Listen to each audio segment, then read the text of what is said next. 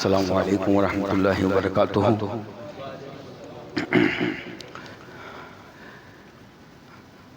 अल्हम्दुलिल्लाह अल्हम्दुलिल्लाहि रब्बिल आलमीन वस्सलातु वस्सलामु अला सय्यिदिल मुरसलीन व अला आलिहि व अस्हाबिहि व अज़वाजिहि व ज़ुर्रिय्यतिहि व अहलि बैतिहि व शुहदाए मुहब्बतिहि व औलियाए तरीक़तिहि व उलमाए मिल्लतिहि अजमईन, अम्मा बाद। फ़अऊज़ु बिल्लाहि मिनश शैतानिर रजीम। बिस्मिल्लाहिर रहमानिर रहीम। या अय्युहल्लज़ीना आमनू उदख़ुलू फ़िस्सिल्मि काफ़्फ़ा वला तत्तबिऊ ख़ुतुवातिश शैतान इन्नहु लकुम अदुव्वुम मुबीन। फ़इन ज़ललतुम मिन बअदि मा जाअतकुमुल बय्यिनातु फ़अलमू अन्नल्लाह अज़ीज़ुन हकीम। हल यंज़ुरूना इल्ला अन यअतियहुमुल्लाहु फ़ी ज़ुललिन मिनल ग़माम वल मलाइकतु व क़ुदियल अम्र व इलल्लाहि तुरजउल उमूर। सदक़ल्लाहुल अज़ीम व सदक़ रसूलुहुन नबिय्युल अमीनुल मुख़्तारुल करीम व नहनु अला ज़ालिका लमिनश शाहिदीन वश शाकिरीन वल हामिदीन वल मुक़िनीन वज़ ज़ाकिरीन वल्हम्दुलिल्लाहि रब्बिल आलमीन। इन्नल्लाह व मलाइकतहु युसल्लूना अलन नबी या अय्युहल्लज़ीना आमनू सल्लु अलैहि व सल्लिमू तस्लीमा। अल्लाहुम्मा सल्लि अला सय्यिदिना मौलाना मुहम्मदिन मअदिल करम व आलिहि व अस्हाबिहि व बारिक व सल्लिम सलातन व सलामुन अलैका या रसूलल्लाह सल्लल्लाहु तआला अलैहि व आलिहि व सल्लम।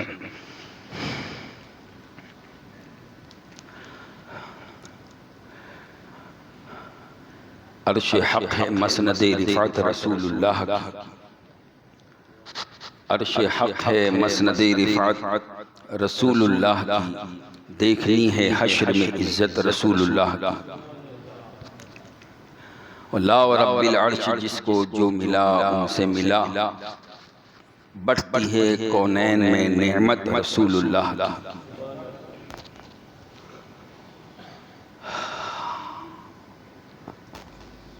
गुज़िश्ता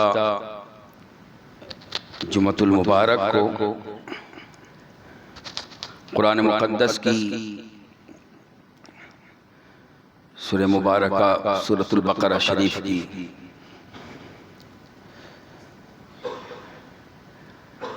207 तक की आयत करीमा उसकी तिलावत का शरफ हासिल किया था और उसके ज़िम्न में कुछ ज़रूरी तौज़ीहात और तशरीहात और तफ़सीरात मुख्तसर से वक्त में बयान करने की सआदत हासिल की थी। आज उसी सिलसिले को जारी व सारी रखते हुए इसी सूरतुल बक़रा की 208, 209 और 210 तीन आयत करीमा की तिलावत करने का शरफ हासिल किया। दुआ है अल्लाह तबारक व तआला हम सबको इस पुरफ़ितन दौर में अपने पाकीज़ा कलाम कुरान मजीद फ़ुरक़ान हमीद इसको पढ़ने की, इसको समझने की और इस पर अमल करने की तौफ़ीक़ अता फ़रमाए। बिला किसी तमहीद के अल्लाह तबारक व तआला इरशाद फरमाता है, या अय्युहल्लज़ीना आमनू, ए ईमान वालो, उदख़ुलू फ़िस्सिल्मि काफ़्फ़ा, दाखिल हो जाओ तुम सब के सब इस्लाम में। और इस आयत करीमा के शान नुज़ूल के ताल्लुक़ से रिवायतों में से एक रिवायत ये बयान की गई कि हज़रत अब्दुल्ला इब्न सलाम रदियल्लाहु तआला अन्हु और दिगर आपके रफ़क़ा, आपके साथी जो पहले यहूदी थे और यहूदियों में बड़े आलिम थे, और जब रसूल कायनात सल्लल्लाहु अलैहि वसल्लम मदीने मुनव्वरा में तशरीफ़ लाए तो हज़रत अब्दुल्ला इब्न सलाम और उनके साथियों ने निशानियों को देखकर, हक़ को देखकर, चूँकि उन्होंने अपनी किताबों में हुजूर का औसाफ पढ़े थे तो हुजूर की बारगाह में आकर इस्लाम कबूल कर लिया, मुसलमान हो गए। लेकिन कुछ ख्याल आया कि क्यों ना ऐसा किया जाए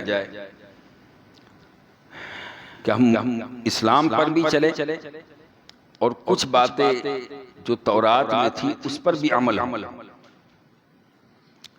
तो उनमें से कुछ लोगों ने सोचा कि शरीयत मूसवी में हफ्ते की यानी शनिवार की शनिचर की ताज़ीम लाजिम है, तो हम हर शनिचर की ताज़ीम भी कर लेंगे। और शरीयत मूसवी में ऊँटनी का गोश्त और उसके दूध से परहेज करने का हुक्म है, तो हम उससे भी परहेज करेंगे, क्योंकि इस्लाम में ये चीज़ें कोई वाजिब तो है नहीं कि इसको करना ज़रूरी है। यानी अगर हमने ऊँटनी का गोश्त और दूध न खाया पिया तो ये कोई वाजिब तो तर्क नहीं होगा, और अगर हमने न खाया न पिया और उस पर शरीयत मूसवी पर भी अमल हो जाएगा। यानी इस्लाम पर रहते हुए हम दूसरे मजहब की रियायत करते हुए हमारा अमल दरामद हो जाएगा। जब ये ख्याल आया और ये बात जब रसूल पाक सल्लल्लाहु अलैहि वसल्लम तक पहुंची, तो अल्लाह तबारक व तआला ने यह आयत करीमा नाज़िल फरमाया, या अय्युहल्लज़ीना आमनू उदखुलू फिस्सिल्म काफ़ा, ईमान वालो पूरे के पूरे इस्लाम में दाखिल हो जाओ। यानी मजहब इस्लाम को जब तुमने कबूल किया है तो अब इस्लाम मजहब पर चलते हुए तुम दिगर मजहब की रियायत नहीं कर सकते, क्योंकि इस्लाम इसका अपना एक कानून है। इस्लाम इसके अपने एक अकीदे और नजरियात है। इस्लाम इसका अपना एक फौजदारी और दीवानी कानून है। इस्लाम इसका अपना एक मुआशी और सियासी और इक्तिसादी कानून है। तो अब इस मजहब में रहते हुए तुम दूसरे कानून की या दूसरे मजहब की रियायत करने की तुमको इजाजत नहीं है। और इस्लाम के जो अहकाम है और जो अवामिर व नवाही है, अगर बंदे मोमिन उस पर अमल पैदा हो जाए तो उसकी मादी और रूहानी दोनों जिंदगी संवर जाती है। तो रब ने फरमाया, या अय्युहल्लज़ीना आमनू, ऐ ईमान वालो, उदखुलू फिस्सिल्म काफ़ा, दाखिल हो जाओ, उदखुलू दाखिल हो जाओ, एंटर हो जाओ, अंदर आ जाओ। कहां? फिस्सिल्म, इस्लाम। इस्लाम के अंदर, यानी गोया के इस्लाम एक महल है, एक घर है या एक मुल्क है, और इसके अंदर दाखिल हो जाओ। और जब इस्लाम के अंदर जब दाखिल होंगे तो चूंकि इस्लाम की एक छत है, इस्लाम की एक दीवारें हैं, कि इस्लाम की बुनियाद है, इस्लाम में अपने अकायद हैं, इस्लाम में अपने नजरियात हैं, इस्लाम के अपने अहकाम हैं। तो उन तमाम अहकाम को तुम कबूल करो। ऐसा ना हो कि शरीयत इस्लाम के सिर्फ उन्हीं अहकाम को मानो जिसको तुम्हारी तबीयत पसंद करे, जो शरीयत इस्लामिया के उन अहकाम को तुम छोड़ दो जिसकी तुम्हारी तबीयत नापसंद करे। तो यहां हुक्म दिया जा रहा है कि ऐ ईमान वालो, पूरे के पूरे इस्लाम में दाखिल हो जाओ। और ये खिताब मुफस्सिरीन फरमाते हैं ईमान वालों से है। और यहाँ ईमान वालों से मुराद, बाद मुफस्सिर ने फरमाया, वो ईमान वाले जो तौरात और इंजील पर ईमान ला चुके थे, कि तुम इस्लाम में पूरे आ जाओ। यानी अब यहूदियत, ईसाईयत अब वो मनसूख हो चुके। अब उसी मजहब में तुम्हें ये तालीम दी थी नबी ने कि आखिरी नबी आएंगे वही हक होंगे, तो अब इसमें दाखिल हो जाओ, यानी तुम नबी का दामन थाम लो। और बाद मुफस्सिर ने फरमाया इससे मुराद मुनाफिकीन है, कि मुनाफिक जो जाहिर में मुसलमान नजर आते हैं लेकिन बातिन में काफिर है, अंदर कुफ्र छुपा हुआ है। तो कहा गया कि ईमान वालों इस्लाम में पूरे के पूरे दाखिल हो जाओ, यानी जाहिरन व बातिनन मुकम्मल मुसलमान हो जाओ। और बाद मुफस्सिर ने फरमाया इससे मुराद तमाम ईमान वाले हैं जिन्होंने इस्लाम ईमान कबूल कर लिया। तो उनसे कहा जा रहा है कि पूरे पूरे इस्लाम में दाखिल हो जाओ, यानी जब तुम इस्लाम में आ गए, मजहब इस्लाम को तुमने मान लिया, तो अब बतौरे मजहब सिर्फ तुम पर लाजिम है कि इस्लाम ही के अहकाम पर अमल करो। बतौरे मजहब दूसरे मजहब की रियायत करना मुसलमान को जायज नहीं, चूंकि इन्नद-दीन इंदल्लाहिल इस्लाम, मज़ाहिब को सब अल्लाह ही ने पैदा किया है, खालिक तो वही है, पैदा करने वाला अल्लाह ही है, लेकिन उसका पसंदीदा मजहब कायनात के अंदर कोई और मजहब नहीं सिवाय इस्लाम। वमन यब्तगी गैरल इस्लाम दीनन फलन युक़बल मिन्हु। अल्लाह फरमाता है बतौरे मजहब, बतौरे दीन, अगर तुमने इस्लाम को छोड़कर कोई और मजहब को अपनाया तो अल्लाह कबूल नहीं करेगा। फलन युक़बल मिन्हु, अल्लाह कबूल नहीं फरमाएगा। इससे वो मुसलमान इबरत ले कि जो अपने आप को मुसलमान कहते हैं और कहलाते हैं और बहुत सी बातों में दूसरे मज़ाहिब की रियायत करते, दूसरे मजहब की बातों को फॉलो करते। हुक्म यह दिया जा रहा है कि तुम इस्लाम में पूरे के पूरे दाखिल हो जाओ। और यहाँ पर सूफियाए किराम, औलिया अल्लाह ने बड़ी प्यारी बात कही कि ये रब ने फरमाया या अय्युहल्लज़ीना आमनू उदखुलू फिस्सिल्म काफ़ा, ऐ ईमान वालो, ऐ ईमान वालो।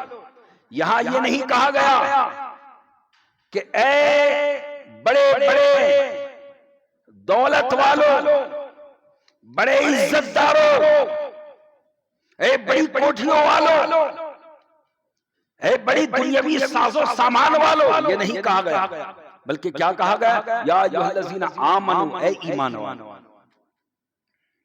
ऐ ईमान वालों।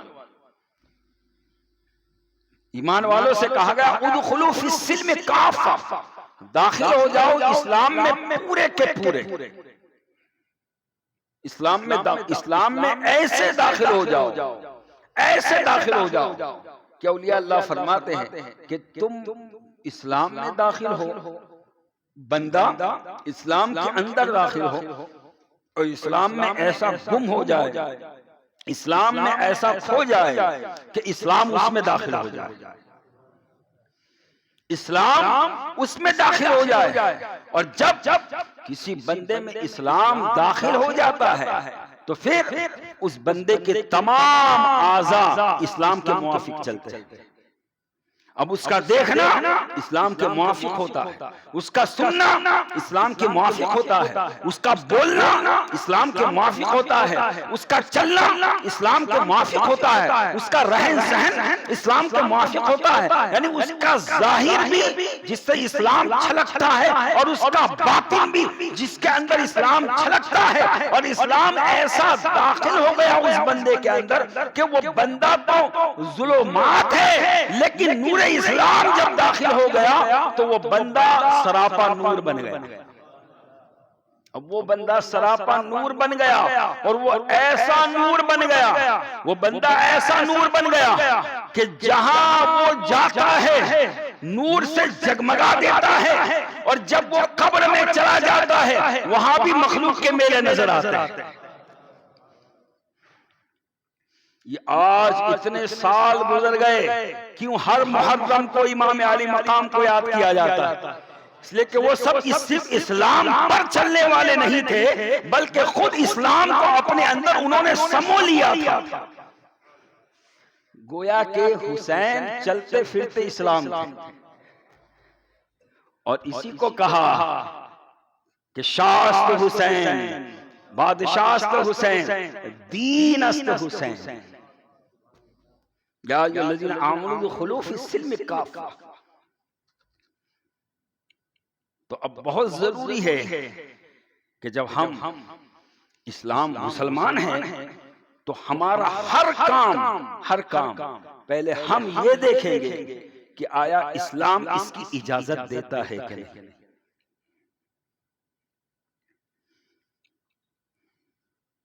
और अगर हमने इस्लाम पर रहते हुए अगर खुशी में इस्लाम के तरीके को भूल गए, शादी ब्याह का वक्त आया इस्लाम का तरीका भूल गए, गमी का वक्त आया इस्लाम का तरीका भूल गए, अगर कोई घर में फंक्शन हुआ इस्लामी तरीका भूल गए। इसलिए हमारे उलमा ने, मुफ्ती मज़ार खां साहब नईमी रहमतुल्लाह अलैह ने किताब लिखी इस्लामी जिंदगी, यानी जिंदगी के हर पहलू में इस्लाम आपकी क्या रहनुमाई करता है कि शादी कैसे करो, अगर घर में गम का मौका हो तो कैसे सोग मनाओ, कितने दिन सोग मनाओ, क्या करो क्या ना करो। आज जब भी ये माह मुबारक माह मुहर्रमुल हराम शरीफ तशरीफ लाता है, सवालात शुरू हो जाते हैं, क्या करे क्या ना करे, इस महीने में क्या करे क्या ना करे। बस सादा सी बात है कि तुम सबको छोड़ दो, सिर्फ हर एक ये समझ ले कि मैं मुसलमान हूं और मुझे इस महीने में वही काम करना है कि जिससे हमारे उस अमल से इस्लाम छलके, इस्लाम नजर आए। बस इस्लाम नजर आए, हम वही काम करें।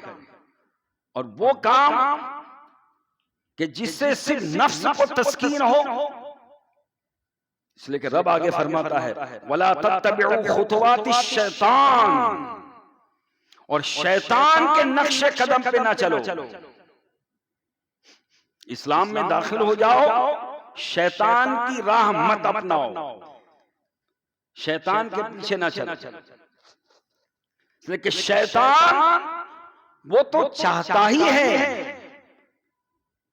कि जितने आदमी हैं, जितने आदम की औलाद है, वो सब के सब मेरे साथ जहन्नम में जाए। वो तो चाहता ही है, उसने तो चैलेंज किया है कि अल्लाह मुझे क़यामत तक जिंदगी दे कि मैं आदम के औलाद को, आदम के बेटों और बेटियों को गुमराह करता रहूंगा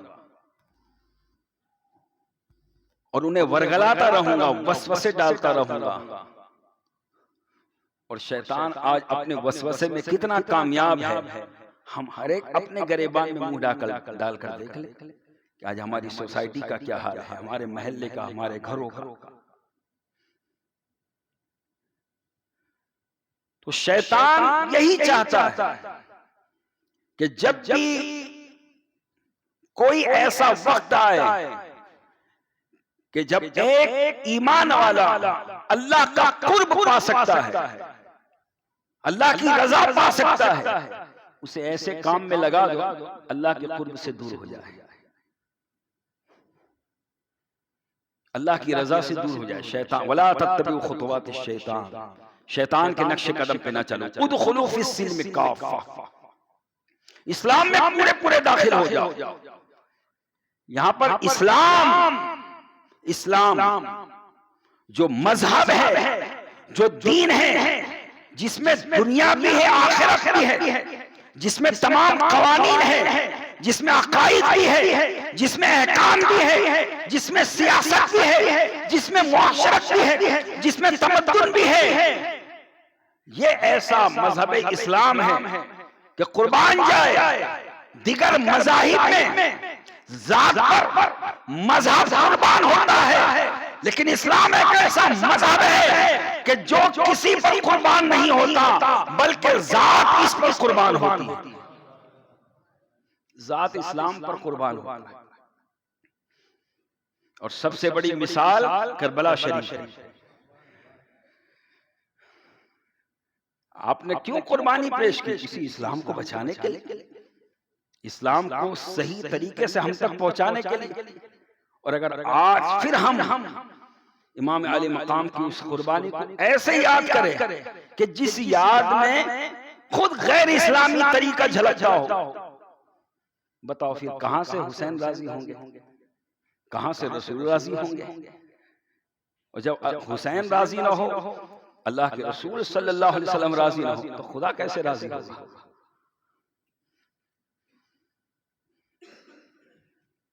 तो फिर क्या करें इस महीने में? इस महीने में क्या करे? बस मुख्तसर से जुमले में समझ लें, जो भी जायज काम है, जो सवाब के काम है, जो हलाल काम है, जो अच्छे काम है वो करे, और जो नाजायज काम है, जो हराम काम है, जो गुनाह के काम है, जो खेल कूद के काम है, जिसमें जो है सिर्फ दुनिया की ऐश परस्ती हो, वो सारे काम छोड़ दो। इसलिए कि ये मुहर्रम का वो अजीम महीना है जो आने वाला है। आज जिलहिज्जा शरीफ की 29 तारीख है, और अगर आज चांद नजर आ गया तो हमारा इस्लामी नया साल शुरू हो जाएगा। और अगर आज नजर ना आया तो कल से तो 30 तारीख जो है तो इस्लामी नया साल शुरू हो जाएगा। 1443 हिजरी खत्म होकर 1444 हिजरी शुरू हो जाएगी। दुआ है अल्लाह तबारक व तआला आने वाली इन तमाम सदियों को हम तमाम मुसलमानों के लिए मुबारक फरमाए, और इस पुरफितन दौर में हमें इमाम अली मकाम इमाम हुसैन रज़ियल्लाहु तआला अन्हु के मिशन को समझने की और उस पर अमल करने की तौफीक अता फरमाए। तो रब ने फरमाया, ईमान वालों पूरे के पूरे इस्लाम में दाखिल हो जाओ और शैतान के नक्श कदम पे न चलो। इन्नहु लकुम अदुव्वुम मुबीन, बेशक शैतान इंसान का खुला दुश्मन है। शैतान इंसान का खुला दुश्मन है। और उसका साथी कौन है? उस शैतान का साथी कौन है? तो कोई बाहर की चीज उसका साथी नहीं है। हर इंसान के अंदर एक चीज है जो उसका साथी है। हर इंसान, मेरे अंदर, आपके अंदर, सबके अंदर एक चीज है जो उसका साथी है, उसके वसवसे को कबूल करता है। और वो क्या है? वो है इंसान का नफ्स। इंसान का नफ्स, नफ्स अम्मारा, जो बुराई को कबूल करता है, वसवसे को कबूल करता है। आप नमाज पढ़ना चाहते हैं, नफ्स कहता है यार रहने दो, बाद में पढ़ लेंगे।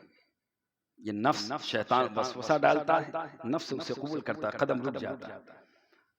माह मुहर्रमुल हराम शरीफ का महीना जो अजमत वाला, हुर्मत वाला महीना, और ये ज़हन में रखे कि आज ही से हुर्मत वाला नहीं है, बल्कि कुरान मुक़द्दस की आयतें गवाह है कि जब से कायनात बनी है, जब से लेके आज तक ये महीना हुर्मत वाला अल्लाह ने बनाया। 4 महीने हुर्मत वाले पहले से बने। एक ज़ीक़ात जो गुजर चुका, ज़िलहज जो गुजर चुका, जिसकी आज आखिरी तारीख या कल आखिरी तारीख, और आने वाला महीना मुहर्रम का। ये 3 महीने लगातार हुर्मत वाले, अजमत वाले, और एक महीना रजबुल मुरज्जब शरीफ का महीना। तो ये 4 महीने हुर्मत वाले, इसमें मुहर्रम हुर्मत वाला यानी इज्जत वाला, अजमत वाला, अदब वाला, एहतराम वाला महीना। तब इसमें क्या करें? तो इस महीने में वही काम करें कि जो इज्जत वाला काम है, जो अदब व एहतराम वाला काम है।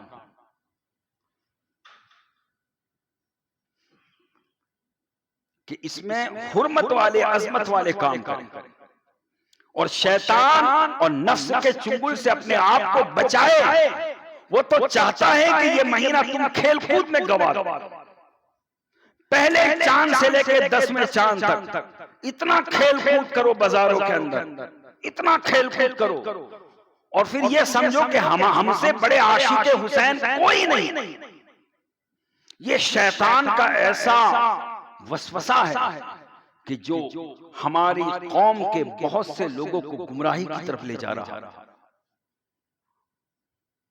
और अब तो माहौल ऐसा हो गया कि पहले ताजिया बनता था इमाम हुसैन की याद में, इमाम अली मकाम के रोज़े मुबारक की शबी बनाकर उनकी याद में बनाया जाता था। लेकिन अब माहौल ऐसा महसूस होता है कि अब जो है वो चीज भी खत्म होती जा रही है, बल्कि अब जो है जो हमारा दीनी मामला था, मजहबी मामला था, अहले बैत से मोहब्बत का मामला था, अब उसमें भी सियासी रंग, राजकारण का रंग इतना भर दिया गया कि अब महसूस होता है कि एक सियासी और राजकारण लोगों का एक जो है अमल बन गया। बस वो चाहते हैं कि मुसलमानों को खूब खेलने कूदने की छूट दो ताकि हमें वोट मिले। और कम इल्म मुसलमान भी ये समझता है कि यार गैर जो है उनका त्यौहार आता है, वो अपने हिसाब से बनाते हैं, तो हम भी बनाए और हम भी उनसे ज्यादा उछले कूदे। तो दोस्तों, उनसे और हमसे क्या मुकाबला, वो पूरे के पूरे नापाक, हमारा इस्लाम पूरा पाक। उनके बुत से हुसैन से क्या ताल्लुक? ये जो तकाबुल किया जाता है, कहीं ना कहीं कम इल्मी, कम फहमी और नादानी की वजह से मुसलमान नौजवान भी इसमें मुलव्विस होते हैं और समझते हैं कि हम बहुत समझदार हैं, लेकिन नादानी में वो बेअदबी कर रहे हैं कि कहां हुसैन, कहां करबला, कहां याद हुसैन, कहां तसव्वुर हुसैन, कहां इश्क हुसैन, कहां मोहब्बत हुसैन, कहां ताज़िया यादगार हुसैन, और कहां ये गैरों का कोई तकाबुल ही नहीं। अगर वो उछलते हैं तो उछले, वो कूदते हैं तो कूदे, इसलिए कि वो तो शैतान के पुजारी हैं।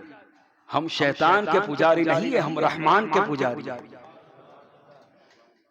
हम अल्लाह को मानने वाले, हम अल्लाह के हुक्म को मानने वाले हैं, हम नबी को मानने वाले हैं, नबी के हुक्म को मानने वाले हैं। हम नबी पाक सल्लल्लाहु अलैहि वसल्लम ने जो हमें मजहब दिया, इस्लाम मजहब, उसकी शरीयत को फॉलो करने वाले हैं। तो हमें गैरों का अमल नहीं देखना है, हमें मुस्तफा की शरीयत देखनी है।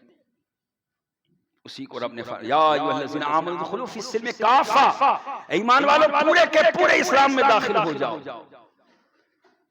इसके खुलासा तफसीर में उलमा ने ये भी फरमाया कि इससे ये भी मुराद है कि लोगों पिलपिले न बनो, मुज़ब्ज़ब मत बनो कि यार ये भी सही, ये भी सही, ये भी कर लो, वो भी कर लो। याद हुसैन में कुछ लोगों को देखा गया का ठीक है भाई, कुछ लोग हम मुसलमानों में ये चाहते कि इस महीने में कुरान की तिलावत हो, तो कहा दौर भी रख दो। कुछ चाहते तकरीर हो, कहा तकरीर भी रख दो। कुछ नौजवान चाहते हैं कि उछले कूदे, कहा डीजे का भी इंतजाम कर दो। तो ये दोगलापन, ये पॉलिसी, ये खुदा के यहां तुम्हें कामयाब नहीं बनाएगी।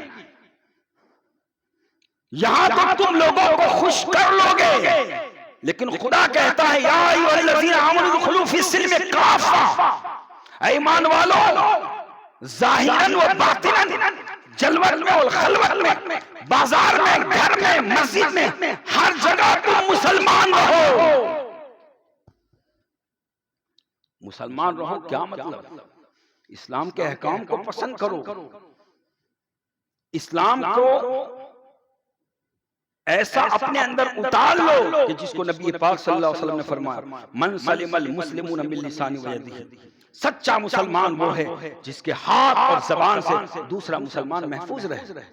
अगर अपने इस्लाम को हम कितने कामिल मुसलमान हैं, हम अपने अमल पे गौर करें कि मुसलमानों के साथ, हमारे पड़ोसी के साथ, हमारे भाई के साथ, हमारे मोहल्ले वालों के साथ हम अपनी जबान से क्या सलूक करते हैं।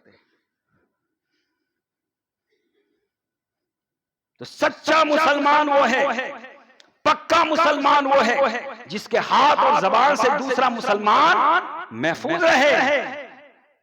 और ऐसे मुसलमान बनो, ऐसे मुसलमान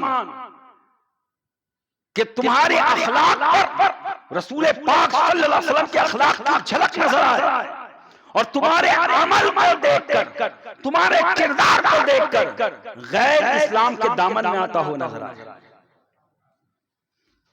अब कुछ लोग कहते क्या यार ये मौलवी लोग सूरत को लेके बैठे हैं, सीरत को लेके बैठे हैं, कपड़े ऐसे पहनो, दाढ़ी ऐसे रखो, जिंदगी ऐसे गुजारो, दिल मुसलमान होना चाहिए, दिल पाक होना चाहिए। कुछ औरतें हैं जो पर्दा नहीं करना चाहती, तो कहते यार पर्दा करने से क्या फायदा, दिल का पर्दा होता है, आंखों का पर्दा होता है, यानी अंदर दुरुस्त कर लो, अब जाहिर में चाहे जैसा रखो। दोस्तों याद रखें, जैसा खाना हो ऐसा ही अच्छा बर्तन हो। अच्छा खाना अच्छे बर्तन में खाया जाता है, अगर अच्छा खाना हो तो उसे खराब बर्तन में नहीं खाया जाता। यानी जाहिर का असर बातिन पर होता है, बातिन का असर जाहिर पर होता है। बातिन जड़ है, दिल जड़ है, जड़ सलामत रहे और जाहिर ये शाखें और पत्ते हैं ये भी सलामत रहे ताकि तुम्हें फूल मिले। जाहिर और बातिन दोनों सलामत रहना चाहिए और दोनों की इस्लाह होनी चाहिए। क्या मतलब? सूरत भी तुम्हारी मुसलमानी हो, सीरत भी मुसलमानी हो, हमारे आमाल और किरदार भी मुसलमानी हो, याद हुसैन मनाने का तरीका भी इस्लामी हो, शादी ब्याह करने का तरीका भी इस्लामी हो। और इस्लाम का सबसे बड़ा जो अमल है, सबसे अफजल अमल अमलों के अंदर, वो अमल है नमाज। वो अमल है नमाज। और देखिए आप हुसैन से मोहब्बत करने वालों, इमाम अली मकाम की जिंदगी मुबारक को देखे।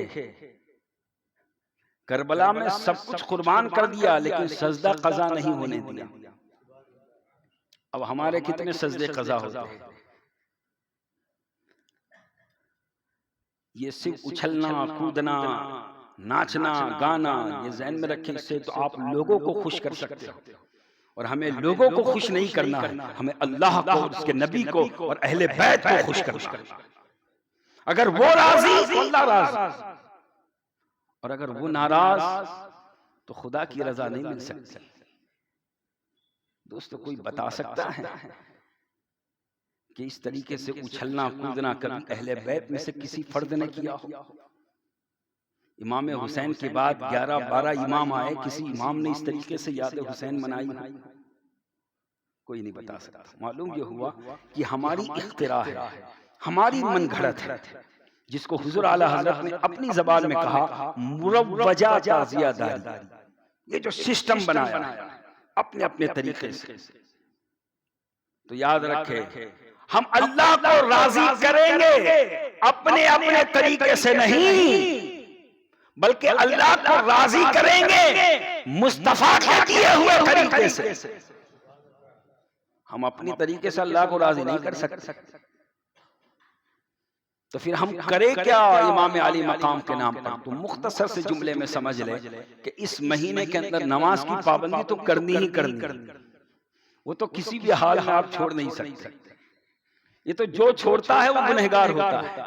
और ये ज़हन में रखे कि सबसे बड़ी बेबरकती नमाजों को छोड़ना है। और जो बरकत चाहता है, अल्लाह की कुर्बत चाहता है, अल्लाह की रहमत चाहता है, अहले बैत का फैज़ चाहता है, सहाबा और औलिया का फैज़ चाहता है, तो उसके लिए जरूरी है अकाईद की दुरुस्तगी के बाद अब नमाज की दुरुस्तगी करें, नमाज की इस्लाह कर, नमाज की पाबंदी करें। अब उसके अलावा क्या करें? तो उसके अलावा आप नेकियों के काम करें, वो काम करें जिससे आपको सवाब मिलता हो। और वो सवाब अल्लाह की बारगाह में अर्ज करे, अल्लाह मैंने अपने हैसियत से ये सवाब का काम किया है, तू अपनी शायान शान जो इस सवाब का अजर अता फरमाए, मेरी तरफ से शोहदाए करबला को अता हो। ये है तरीका ईसाले सवाब का, इमाम अली मकाम की बारगाह का, उनको राजी करने का। अब सवाब के काम इस्लाम में बहुत से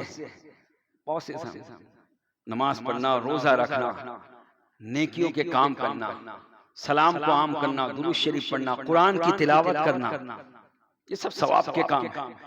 तकरीर करवाना, तकरीर सुनना, नेक नेक मजलिस में जाना, नेक महफिलों में बैठना, नेकों की सोहबत में जाना, अल्लाह वालों के मजार पर जाना, उनकी बारगाह में हाजिर, ये सब नेकियों के काम है। कब्रिस्तान जाना, सब नेकियों के काम है। ये अमल है जो नेकियों के करने वाले हैं। और अगर माल खर्च करना हो, दौलत खर्च करनी हो, तो हुसैन के नाम पर नेक काम में खर्च करें, नेकियों के काम में खर्च करें। इमाम आली मकाम की बारगाह में इसारे सवाब करने के लिए, मस्जिद में दे, मदरसे में दे, नेक काम के लिए दे, गरीबों को खिलाने के लिए दे। अच्छा, यहाँ पे भी ज़हन में रखें कि बहुत नियाज, जिसे हम अपने उर्फ में नियाज कहते हैं, तबर्रुक, नजर नियाज, तो नजर नियाज में वो मुसलमान जो हराम का पैसा सवाब के लिए लगाता है, हराम का पैसा, हराम की कमाई, वो हराम की कमाई, अल्लाह ना करे किसी ने शराब बेचकर कमाई हासिल की, जुगार खेल के कमाई हासिल की, रिश्वत लेके कमाई हासिल की, या किसी का हक मार के कमाई हासिल की, यानी जो नस्से कती से हराम, ऐसा माल अगर सवाब की नियत से नेक काम में डायरेक्ट लगाया कि अल्लाह मुझे सवाब देगा, तो उसका इस्लाम ही चला गया, उससे कलमा पढ़ना लाज़िम है। इसलिए कि अल्लाह के नाम पर इसाले सवाब के लिए हुक्म है कि हराम नहीं, हलाल खर्च करो, पाक खर्च करो, जिसका जरिया भी पाक हो और कमाया भी पाक हो और वो चीज भी पाक हो, उसको खर्च करो।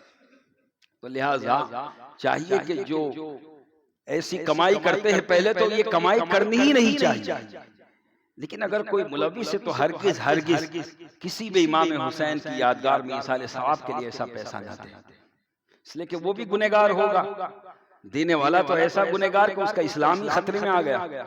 और अगर हमने खाया तो हमें तो मालूम नहीं, लेकिन जिसको मालूम है और उसने खाया तो फिर वो भी गुनहगार होगा। तो लिहाजा जरूरी है कि आप इमाम आली मकाम की याद में इसाले सवाब वाले काम करे, नेकियों वाले काम करे, अच्छाइयों वाले काम करे, बुराइयों वाले काम को यकसर छोड़ दे। हरगिज ये न सोचे कि हमारे बाप दादा करते आए, हमारे फला करते आए, इसलिए कि वहां कयामत के दिन कोई काम नहीं आएगा। अगर काम आएगा तो रसूल पाक सल्लल्लाहु अलैहि वसल्लम का तरीका काम आएगा, अहले बैत का रास्ता काम आएगा, सहाबाए किराम का रास्ता काम आएगा, और रब का कुरान काम आएगा, जिसमें रब फरमाता है ईमान वालों पूरे के पूरे इस्लाम में दाखिल हो जाओ और शैतान के नक्शे कदम पे न चलो, बेशक वो तुम्हारा खुला दुश्मन है। और अगर इसके बाद भी तुम फिसल गए, फ़इन ज़ललतुम मिन बादि मा जाअकुमुल बय्यिनात, अगर हक आने के बाद, हक वाज़ेह हो चुका, कुरान आ चुका, शरीयत मुकम्मल हो चुकी, हक क्या है बातिल क्या है तुम समझ चुके, अब इसके बाद भी अगर तुम फिसल गए, इस्लाम का दामन तुमने छोड़ लिया, वाज़ेह अहकाम आने के बाद, फ़अलमू, अल्लाह फरमाता है तो जान लो, इन्नल्लाह अज़ीज़ुन हकीम, बेशक अल्लाह सब पर गालिब है और वो बड़ी हिकमत वाला है। यानी बुरा काम करने वाला ये ना सोचे कि मैं छूट गया, वो अजीज है, गालिब है, कभी भी इंतकाम ले सकता है। अब वो इंतकाम क्यों अभी नहीं लेता, इसलिए कि वो हकीम है, हिकमत वाला, ढील देता है, ढील देता है। तो चाहिए कि हम कुरान मुक़द्दस की इन आयतों को अपने सामने रखें और अपनी ज़िंदगी में रसूल पाक सल्लल्लाहु अलैहि वसल्लम के जो फरामीन हैं, जो आपके अहकाम हैं, उस पर अमल करने की कोशिश करें, ताकि हमें अल्लाह रब्बुल इज़्ज़त अपनी रज़ा और अपनी क़ुर्ब और अपनी जन्नत और अपनी रहमत हमें अता फरमाए और हमारी दुनिया भी बेहतर हो और हमारी आखिरत भी बेहतर हो। वाखिर दावाना